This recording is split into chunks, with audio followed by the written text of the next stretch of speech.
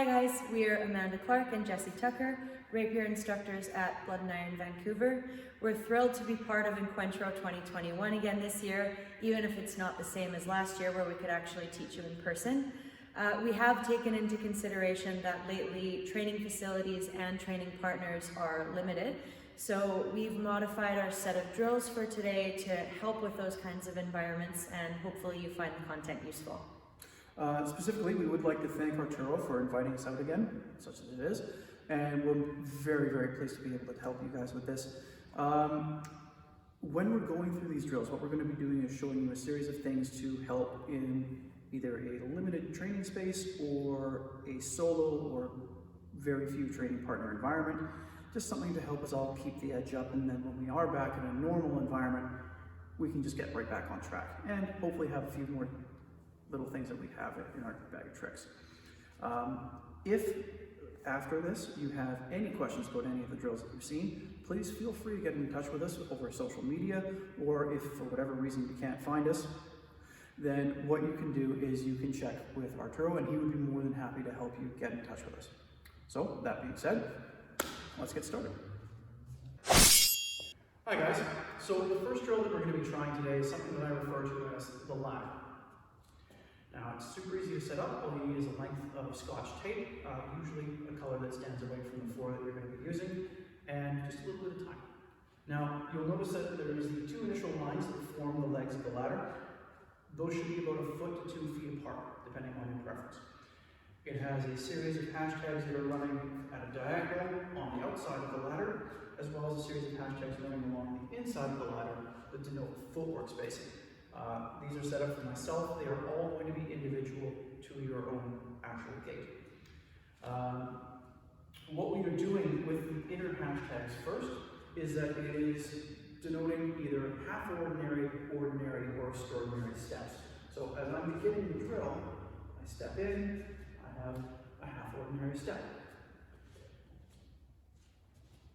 An ordinary step, or an extraordinary step. They're not necessarily something that you have to have, but for the purpose of the drill, I find it's an easy thing to be able to measure off the paces necessary. Beginning the drill, what I do is I set up, and I imagine that I have an opponent. Now, this is something that is going to help me use offline and oblique footwork to counter, hopefully a single time, and strike my opponent as he comes at me on that straight line. You'll notice that a lot of rapier matches tend to devolve into linear back and forth movement. I advance, he retreats, he advances, I retreat. This is to help break that cycle. As I begin, half ordinary step, and I've begun to reach that first set of hashtags. What I then do is I choose a movement as a defensive action, where, say, in this case, I roll to second, and I start to create a wedge where my opponent's blade is then going off to the side. I step on an oblique angle outside the ladder, and the blade of my opponent is continuing past me. As I rotate out, I then start my counter action. Now, it doesn't necessarily have to just be that straight lunge. You can have any combination, either offhand movement or with a dagger, a buckler, cape, whatever you choose. Now, what we'll do is we proceed to go down the length of the ladder,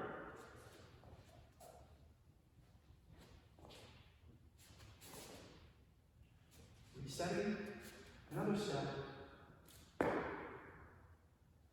and then through. When you've reached the end of the ladder, what you do is simply turn around, because this is a drill for limited space, and reuse the hashtags going in the opposite direction. Why don't you pause for a moment, and you can set that up and try it on your own. Okay, now that every single one of you has tried this drill out, obviously, what we're going to do is just explain a little bit of the usefulness for this particular thing. As I said, you'll notice that a lot of fights tend to devolve into back and forth linear movement. It's not about making yourself go offline, but recognizing the opportunities to have that happen. There are certain things that you're going to want to watch out for this. One is, again, with these inner hashtags, just being able to recognize if I have 6.5 feet of space, what kind of steps do I have to clear that amount of space, right? Am I just shuffling along with half ordinary steps? Am I going a combination of extraordinary or ordinary steps? It's just something that you are able to do to know I have X amount of space. This is the rhythm that I can establish to go down that space. It's something that you have that they don't. Now, the other thing is, as I'm moving down here, and I choose to move offline, as I've created that defensive action, what I want to make sure is that I'm not just stepping off and then coming straight in, although that does have its place. This is not the purpose of the drill. The purpose is as I rotate out to create an offline movement, I'm allowing the opportunity for myself to fail. What I mean by this is if I fail to strike my opponent with my counterattack, he will begin to rotate because my movement has then cut off one avenue of his approach. Now, if I'm thrusting, I don't want to just go straight down the line, parallel to the tape. What I want to do is I want to initiate a thrust going in a diagonal fashion across to the other side. The reason for this is, again, I'm driving my opponent away, and if they're paying attention, they're going to start trying to rotate out in response to yourself. As I go here, and I have that opportunity to rotate, they can then pass it around. This works equally well whether it comes to cuts or to thrusts. As I'm moving along, I have that opportunity to parry, have my opponent slide by, and initiate a cut. You can do this with, as I said, any combination of an offhand, whether that's just your hand itself, a dagger, a shield, a cape, so on and so forth. Even case, that's much more in the future. Ideally, the reason why we would have this is just, again, options. So don't think of it as I must perform this particular action, I must get to this, I must get to that. That's not what this is about. It is simply about opening ideas to have them in your toolbox to use in any given situation when you're fencing with a rapier. So why don't we pause again, and you guys can try the drill out for a little bit, and then we can proceed on to our next segment. Okay, so we're going to continue along with the pattern of footwork here. For the second footwork drill, you can either do this with or without your rapier, but you're going to construct a tic-tac-toe board on the floor with the same tape that we used previously, as you can see here. So take a moment to do that. There should be 9 squares in the tic-tac-toe board, each square approximately 1.5 feet by 1.5 feet. Take a moment to do that. Okay, so we have our square. Primary rules of this drill: you may have 1 foot outside the tic-tac-toe square, but never both. And you may have 1 foot at any given time in one square. Do not redouble to have 2 feet inside the square. This is not meant to dissuade you from redoubling. It's just meant to focus on fluidity and motion in a circular environment or an enclosed space, and focusing on not getting tangled up on our feet while we are responding to what our opponent or our partner is doing. So that being said, if you are lucky enough to have a training partner right now, you can have them circle you on the outer perimeter of the grid. And as I mentioned before, keeping 1 foot per square, you can respond to what it is they're doing.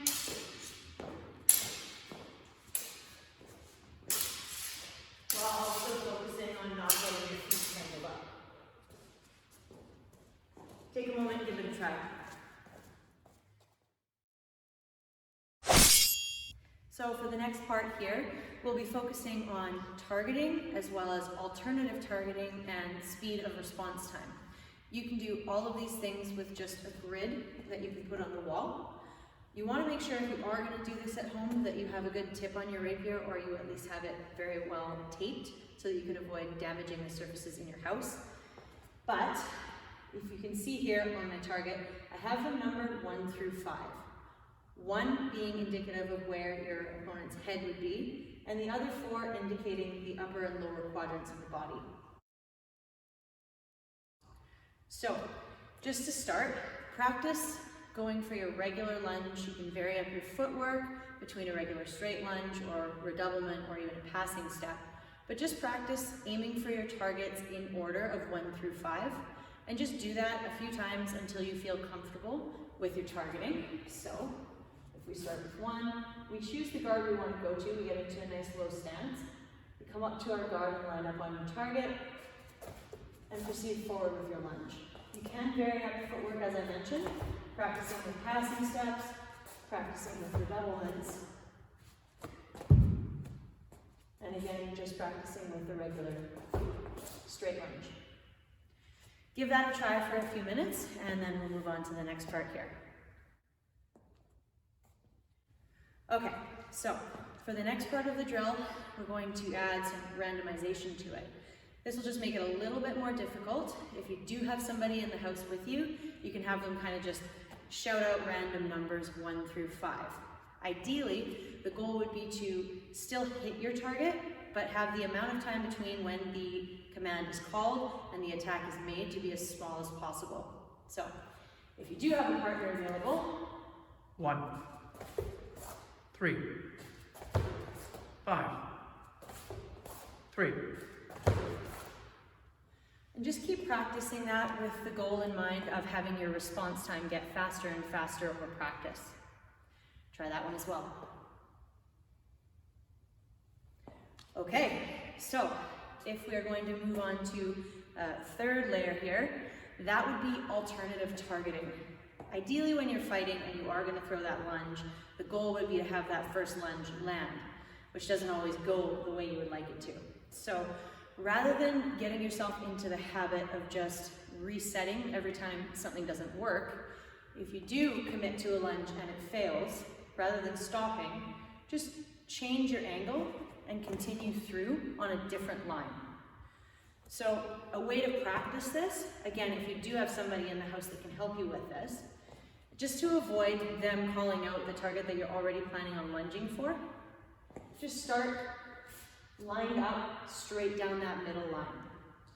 Your partner is going to wait for you to initiate the motion forward, and then they're going to call out a number, after which you're going to change your trajectory and lunge at that number in the middle of your action.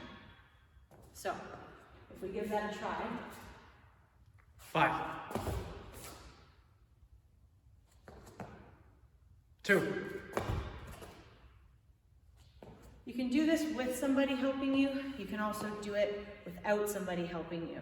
A good way that I found you can do this is by just recording your own voice and saying, you know, lunge 1, lunge 2, so on and so forth. You can just practice your regular lunges this way, or by saying lunge before actually calling out the number, that is the command to initiate the motion.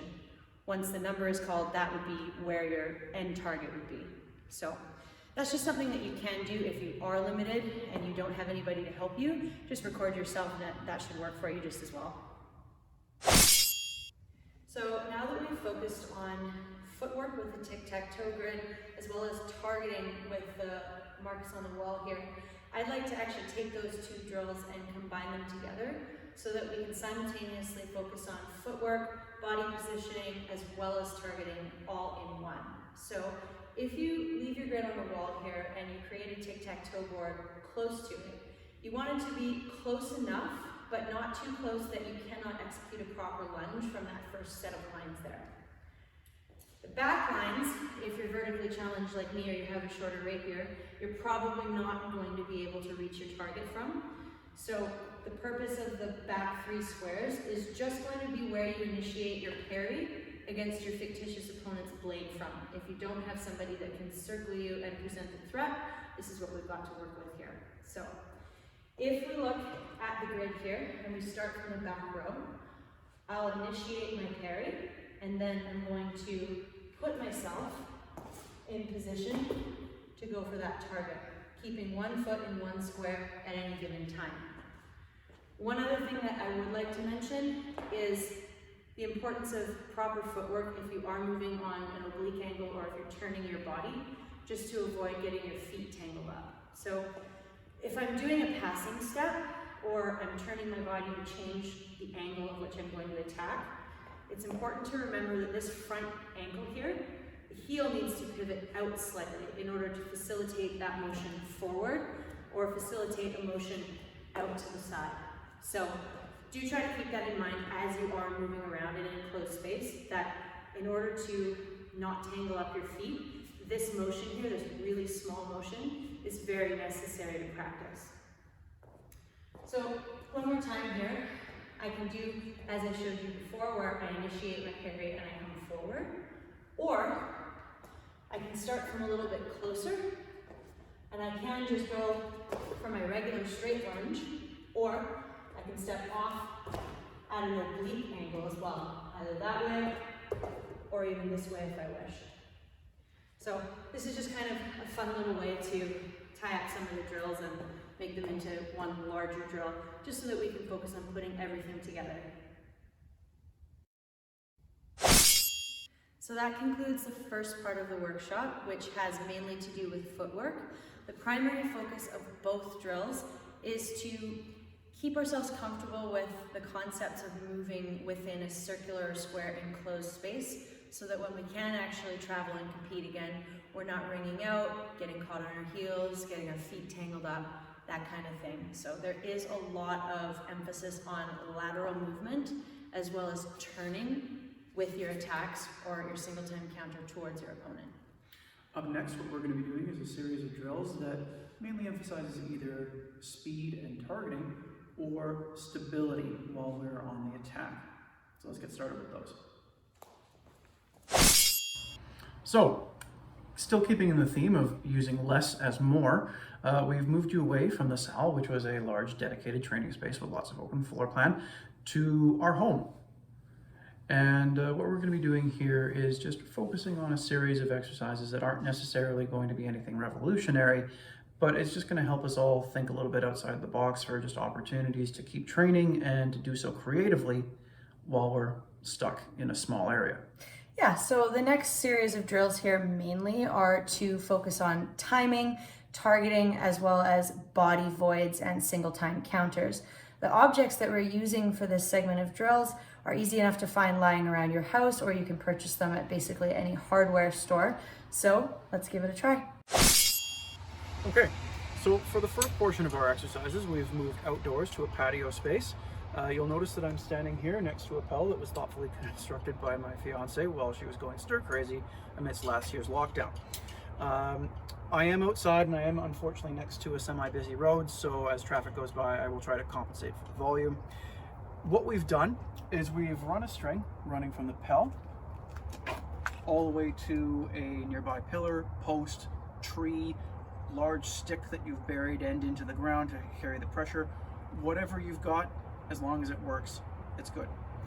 Now, you'll notice that the line of the string from the pell helpfully replicates the line of the sword going straight through my face.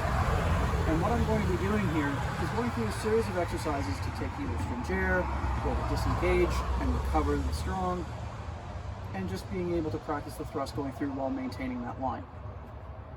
So the first thing that I'm going to be doing here is using the string and just finding where and how that pressure feels, whether it's on the strong of the blade, the weak of the blade, the false edge, whatever that situation may happen to be, so that you can get a good feeling of where that tension lies on the string. And then, as we begin our exercises, after you've thoughtfully constructed your own pell, we will take that line, cover with our dagger, and come in for our thrust. Side, or up, take that line, coming up with the dagger to cover, and coming in for the thrust. Now, continue doing that for multiple repetitions at a time and just get a good feeling for that and then move on. Going with the disengage, if I find myself on the wrong side of the stringere game right now, what I'm going to do is I'm going to disengage, take that line, come up with a dagger, and in. Disengage, take that line, come in with the dagger, and in. And that can be done with a passing step or with an advancing step. It's all the same. You don't just have to do straight line plus with this. You can go with different combinations of attacks. For instance, if I'm here, disengage, I begin to pass and bring my dagger forward while my blade rolls up into prime and comes in. Now, the neat thing about this is as the slack gets taken up by the twine, it will actually show where that line of my opponent's sword should be in that bind.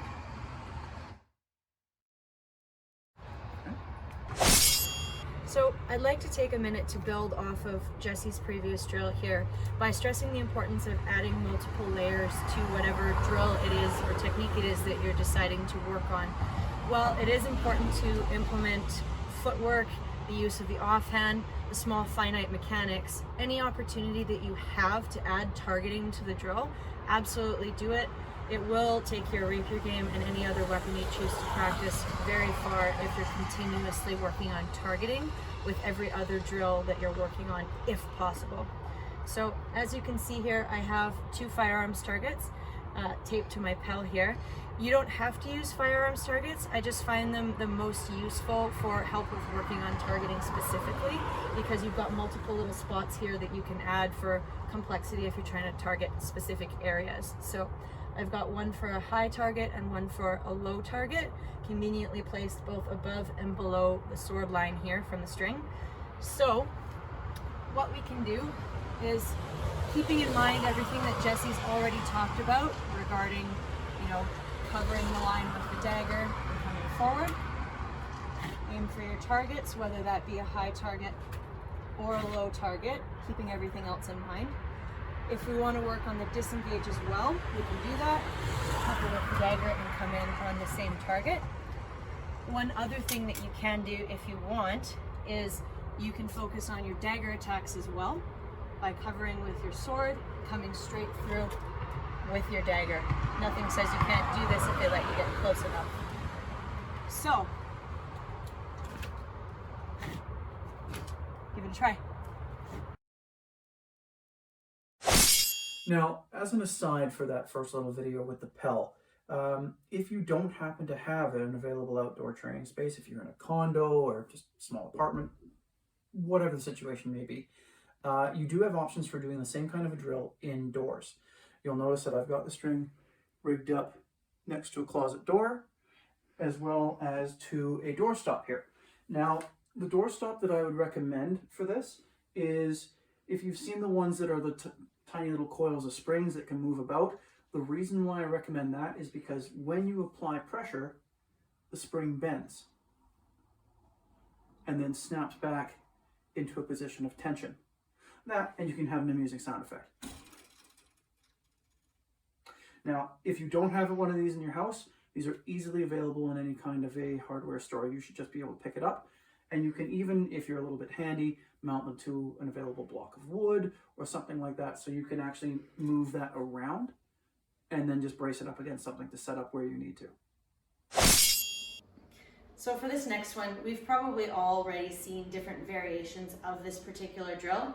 I am a fan of this one, particularly through the lockdown where we couldn't really work or do anything. It was a really good way to help keep up on my timing and my targeting, as well as footwork. So the reason why I like this particular drill is that you can have it be as simple or as complex as you like, that being dependent on what you choose to use for your target. I like to use jar lids varying in different sizes. The smaller you go with your target, obviously the more complex the drill is. You can have your target hanging stationary, or you can have it swinging if you want to focus more on your timing. You do need a little bit of space for this drill, a ceiling that you don't mind putting a hole through, and enough room to be able to move around with your rapier and execute proper straight lunges or passing steps. So, For this particular example, I have used one jar lid. If you'd like to get a little bit more complex with it, you can hang a row of various objects and practice your timing by having them all swinging. But just keeping it simple for the first part, just focus on your targeting as well as your footwork by leaving the jar lid stationary. You can do this with your single rapier, you can use it with your dagger, whatever you like. So you just line up your target here and practice your regular straight lunge and your mechanics by putting your rapier point through the target. If you want to add it, kick it up a notch, you can move the target to focus more on timing and different steps. Like so. Give it a try. Hey guys, so keeping in the theme of having random stuff hanging from your ceiling, using the same jar lid that we had in the previous video, what we can do is use that instead of practicing lunges to practice body voids and the mechanics of avoiding an incoming trajectory, usually coming for your head. So what we're going to do is we're going to get in stance, not too wide, not too tall, and have that jar lid in front of you. We get it moving and begin practicing our voids. When that lid starts to slow down, simply increase the momentum one more time.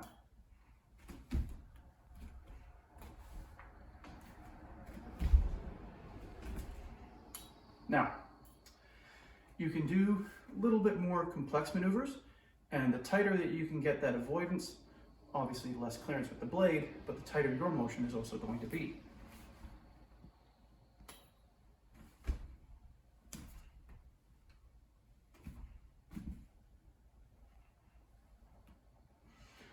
Now, whether or not I completely recommend just trying to do a head deke when you have a rapier coming at you is one matter entirely, but sometimes that will save your life.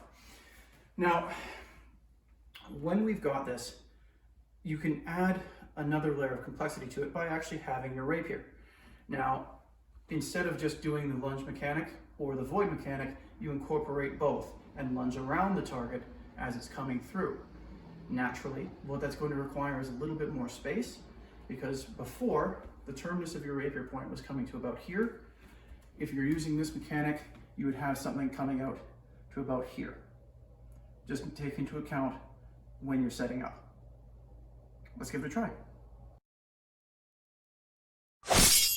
All right, so one of the last things that we're going to address is going to be cutting with the rapier. We're going to go through a couple of flow drills for this. We're going to go through a little bit of cutting philosophy, which is actually quite important because you're looking at a very specific weapon. A question that comes up quite a bit is a rapier just a thrusting weapon, or can it actually effectively cut? And the answer is yes, it can, and very, very well. The reason for that is when you're looking at it, you are essentially holding a 40-inch razor blade.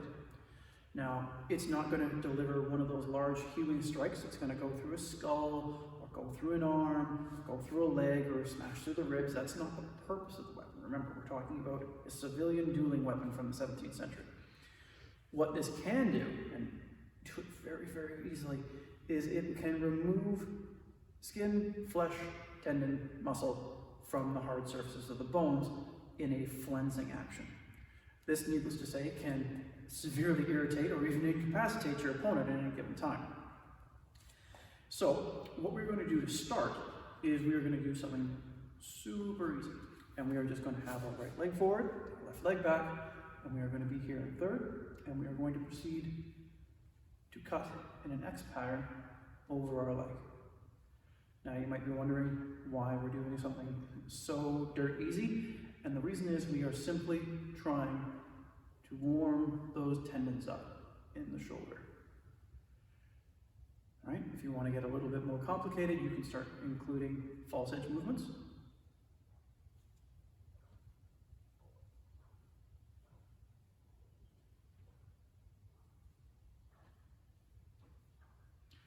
Now, the reason why I say to include the false edge movement is a little secret that I'm going to get into a bit later in this video. Now, when we get into a little bit more difficulty here, I'm going to do a pattern for you right now that you can just take as a guideline. It is not a set pattern. It is not an assault. It is not something that you have to go and copy the movements for exactly.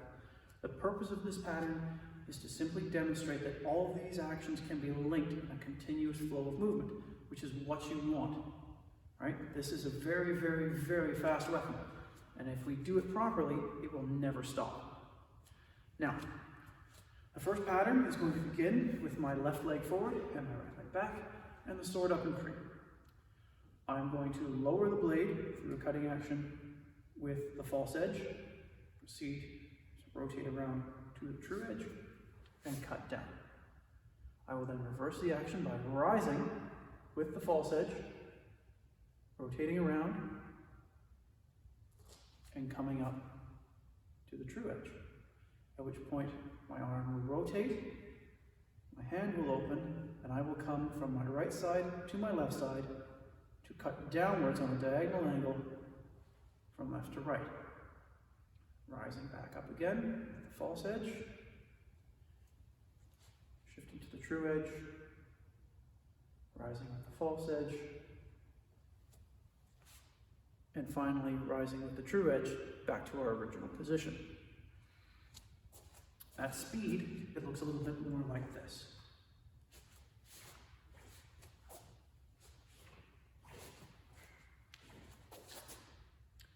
And if you're following along, say behind me,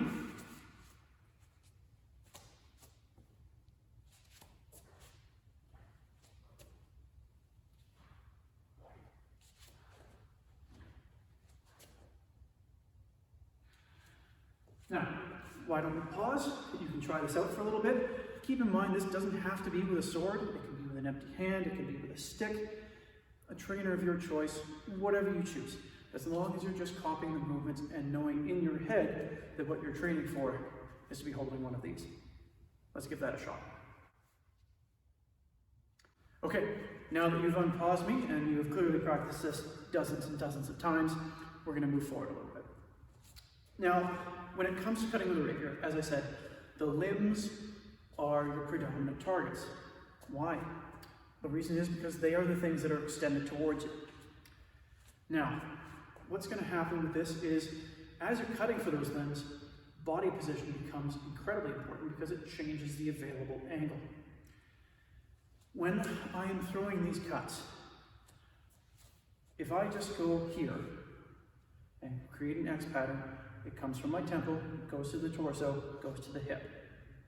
That doesn't really help us out quite that much. But should I step off? Suddenly, if my opponent has his sword extended out towards me, I've created an angle which I can then come down on an oblique angle across that limb and create a dedicated cut through the flesh. Right? Through the other way, to the leg, through the leg. Now, what I like to do here, and you'll have to bear with me because this is a personal philosophy of mine, is that I believe that the last several inches of that false edge of the sword are just as valuable when striking an opponent with a cut as with the true edge. And the reason is this. I am not trying to cleave through bone, and the main thing that is the impediment to cutting with the false edge, especially with these swords, is the idea that a large percussive movement starts to bend the grip out of your hand. However, if I am striking with the last few inches, I have the ability to mitigate that. And by tightening my grip, I create a microscopic percussive element to my cut, which will then dig those last couple of inches of the blade into the flesh and proceed to slice as I withdraw. Now, that being said, if you're using that mechanic, suddenly those steps off to the side or even in front have a whole new dimension which you can then proceed to attack your opponent, even at their face. I can come from low and strike up at the cheek, the eye socket, or the forehead on either side. I have the ability to go low, and I can strike up at my opponent's arm as he extends upwards in a cut.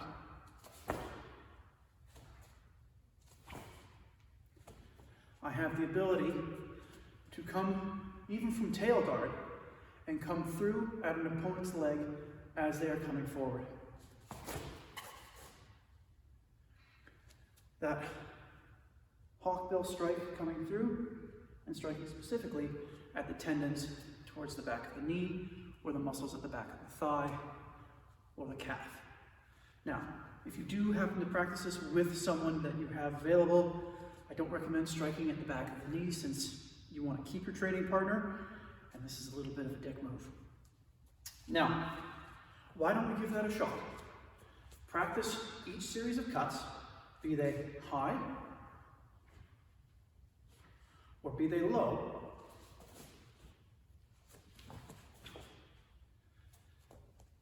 and practice them with both the true and the false edge. Let's give that a shot. Okay, now you've clearly, again, practiced these dozens and dozens of times. I'm going to finish off by saying this. None of this is being told to you as gospel. It is not something that is, if it is counterintuitive to the way that you fight, that you should feel that it's not the way that you should do it. This is just something to give you one more tool in that toolbox that you use.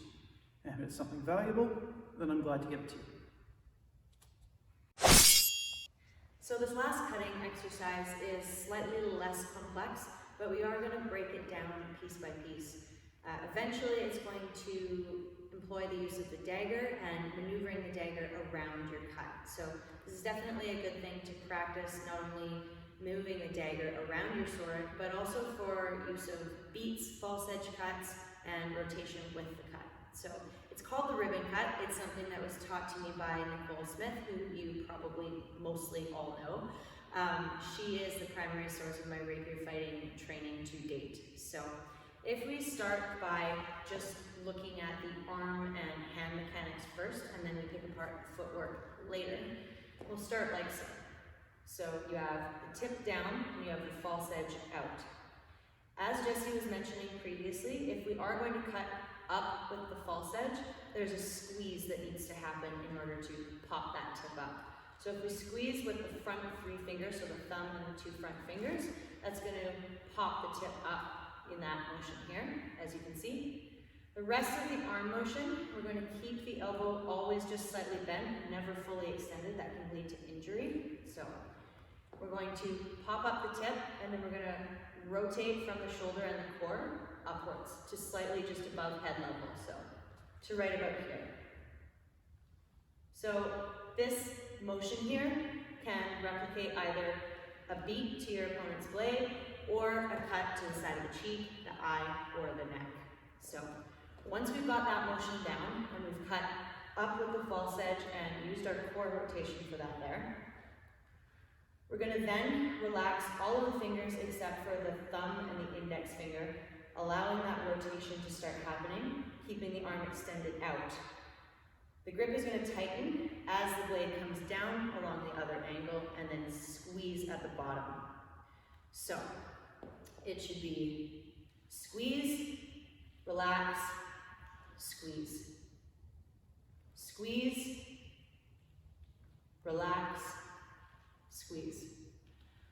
So practice that a few times until you're comfortable enough to start using footwork in here.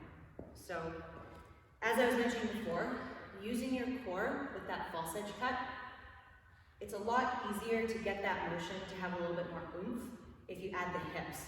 If we add the hips, then we also need to add the back foot. So if you look at my back foot here, similar to when you're going to just execute a regular straight lunge, that back foot pivots inward. That motion is going to cause the hips to pop, which in turn will cause the core to engage. So that's how we get the full core rotation in there to do that beat or that false edge cut upwards. So once we're here and we've got that full hip engagement, we're going to start to rotate around. With that rotation, the front foot will pivot inward and we'll step with the cut. Same thing on the other side. Core engagement, foot pop, front foot pivots with the rotation, and step. Same thing here. So practice that. Go either forwards or backwards. Definitely do it outside or somewhere with high ceilings until you're comfortable moving with the footwork, the mechanics, the squeezing, the releasing, all of that together. Once you're comfortable with that, then you can start using the dagger. So if I ask my lovely assistant to bring me the dagger,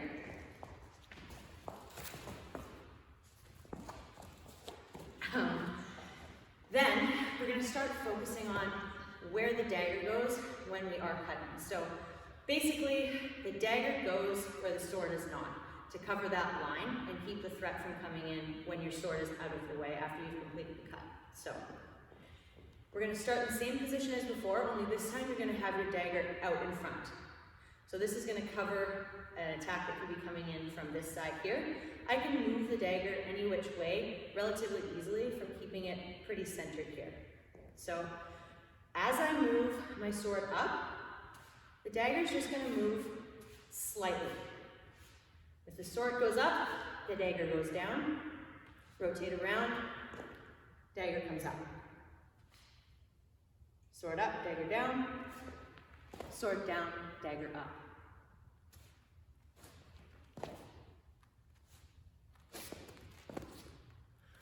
So, this is something that is good to practice regularly for a multitude of reasons. One, if you do like fighting with two weapons, whether it be sword and buckler, rapier and dagger, whatever, this is a good thing to regularly practice to keep your motions fluid and keep your hands from getting tangled up while you're fighting. The false edge cut, the hip, the core engagement, all of these things together are something that you would actively use in your fighting and should constantly be trained. So hopefully you find this particular exercise useful. All right, everyone. So having reached the conclusion of the seminar, hopefully you found what we've seen here today to be informative, if not necessarily even entertaining. That being said, if you have found something that you can just add to your lexicon out of all of this, we would be thrilled.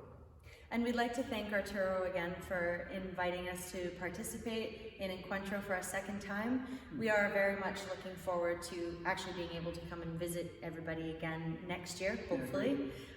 But I will encourage any of you that are practicing for drills at home alone to record yourself and then go back through it after. It does help a lot in terms of pinpointing what to work on or areas for improvement. That being said, if any of you have questions, as we mentioned before, or your own videos that you'd like feedback on, feel free to contact us. We'd be happy to help. Yeah, you can get a hold of us either through Arturo or directly through my social media manager over here. Thanks, guys. Bye.